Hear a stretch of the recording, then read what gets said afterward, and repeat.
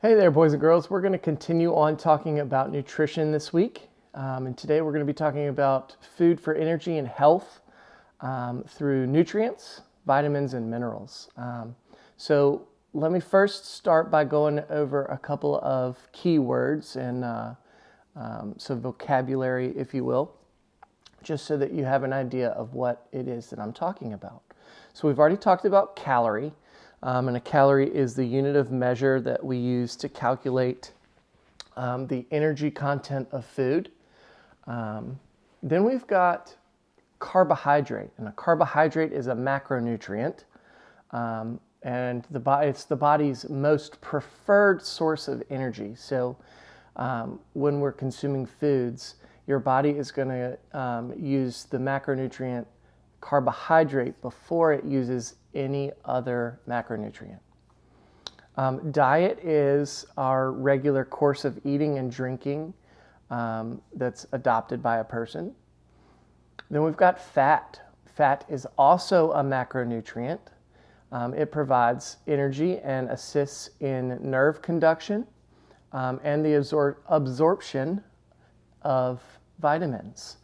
So it's really important for us to be consuming some levels of fat as well.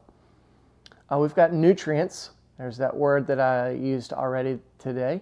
Nutrients are substances found in food that provide energy. They help the body grow and maintain its functions. And so that would be our macronutrients, carbohydrates, and fat that we've already talked about, and protein that we'll talk about in just a minute, as well as vitamins and minerals. Those are all considered nutrients. So we've got protein. Protein is another macronutrient, and it's used to build and repair body tissue. As we build muscle, like we talked about earlier on this year, it's by consuming protein that our body is able to rebuild those muscles. It's used as an energy source when carbohydrates are not available to the body. So if our body uses up all of its carbohydrate nutrients, then it moves on to protein. Then we've got vitamins. And vitamins are essential substances contained in foods that are needed for just normal growth, everyday things. And then minerals are elements found in foods that the body needs to function properly and are not things that you can get by consuming animal or vegetable related products. So things, more earthy things like from your water and other things. All right, so foods that are rich in nutrients, they maintain the body's functions. They help it to grow and provide it with energy. We've already kind of talked about that. There are the three nutrients. There are three nutrients that the body that provide the body with energy. Those are what we call macronutrients. They're carbohydrate, fat, and protein, just like I just mentioned.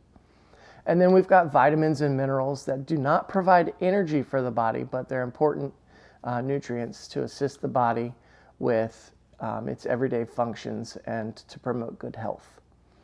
For example, vitamin C, something that we can get from orange juice or oranges, that's really beneficial to our immune system and can help keep us a little bit healthy and prevent us from getting sick.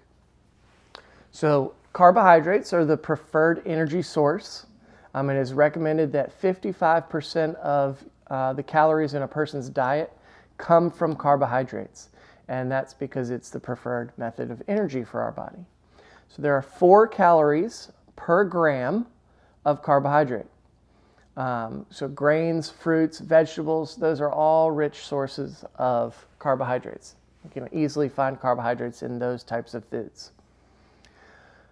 These foods also contain numerous health-promoting vitamins and minerals.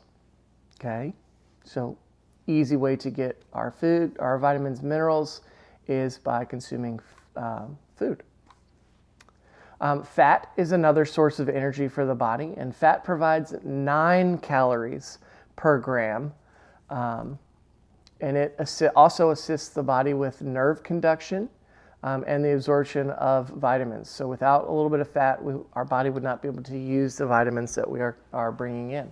And nerve conduction is, that's how our nerve endings talk to one another. So it's kind of like, think of like an electrical wire. That's kind of how fat assists. So fats are mostly found in protein and dairy, dairy, meat, and nuts and oils.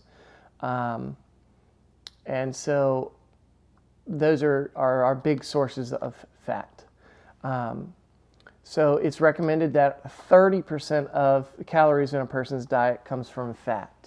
And so protein is our third type of macronutrient. It's another nutrient that has multiple purposes. Its main role is to repair and build the body, like I mentioned earlier. But protein provides 4 calories per gram. And when necessary, protein is used to reserve energy as an energy source if there's not enough carbohydrates left in the body. So like I said, we're going to go through carbohydrates first, and then our body will move to protein as its next source of energy. So the body obtains energy from the foods a person eats every day. The energy in food is measured by the number of calories it provides the body. That's the energy in that we talked about a couple lessons ago. Carbohydrates are the body's quickest source of energy, and without a rich supply of carbohydrates, the body does not perform at its best. Okay, a diet is the food a person eats every day. The combinations of the food a person eats makes up his or her diet. And to have a healthy diet, it's necessary to eat a variety of foods from the MyPlate food guide each day. That food plate that we talked about last week with the dairy products, protein, vegetables, fruit, and grains. Okay, so we get those macronutrients from our diet every day. It is important to eat some foods that contain fat because it's used to provide energy. Fat also provides insulation and protection for our organs, and it helps us to absorb vitamins. And then we've got minerals. Minerals are found in food and are essential to our health. Minerals are required for a wide variety of functions for our body. For example, calcium is a mineral, and it is much needed for bone growth and muscle development or muscle movement. Our body needs calcium. And then another example for a vitamin, I will bring back into how our body needs vitamins in order to help. It's related to calcium as our example. So eating a balanced diet from a variety of foods that are rich in nutrients help keep our body as healthy and strong as possible. All right. So protein is important for the growth and repair of our body, and it can be used as an energy source when it's needed. So when we go through our carbohydrate sources, our body switches to getting energy from protein.